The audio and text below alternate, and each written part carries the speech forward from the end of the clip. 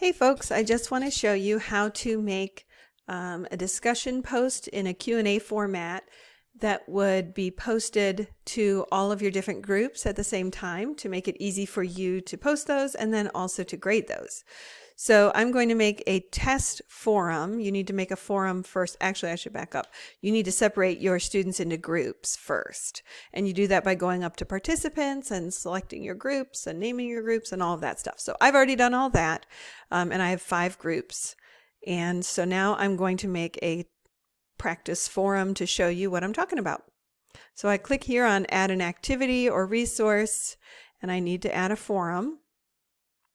And I'm going to call this forum name test forum, and I won't worry about a description. Now this is important for the forum type. I really like the Q&A forum because in this forum type, I can post a question and then students have to give their response before they read anyone else's response.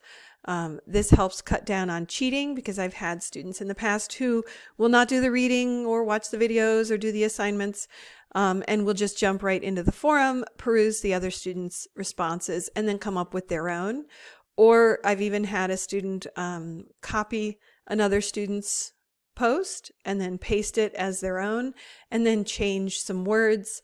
And I discovered this by reading the second student's post, understanding that it didn't make a lot of sense, feeling like I had deja vu, finding the original post, and then busting the second student. So to not have to bother with all of that nonsense, I like to use the Q&A forum where they cannot see their peers' posts. And then when they post their original answer to the question, then there is a time delay during which they have 30 minutes to edit their post. And I like this feature because I want students to be able to reflect and think about, was that really what I wanted to say? And they can go in and edit. During that time, they cannot see their posts from anyone else in the classroom. So I like the Q&A forum.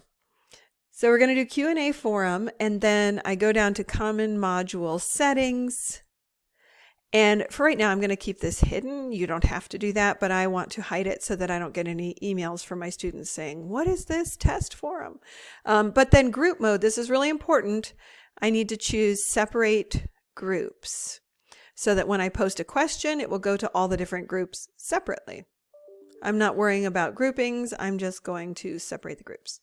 And then I'm going to save and display so that I can jump right into the forum. All right, here's the forum. And this is important. Don't try to post your question when you are making the forum. Think about the forum as a room that you're gathering everyone into. If you post your question there, then they won't be able to respond. You need to wait until all of the students get into the room, into the forum, before you post your question. So once you get in there, then you click to add a new question. I'm going to call this test question. And then my message, I'm just going to write test. And before I click post to forum, this is really, really important because if you don't do this, you'll have to go back and delete it and start over. I haven't found a workaround. I click advanced. Once you click advanced, you get these other options, which you can explore. But the important one that I want to mark is post a copy to all groups.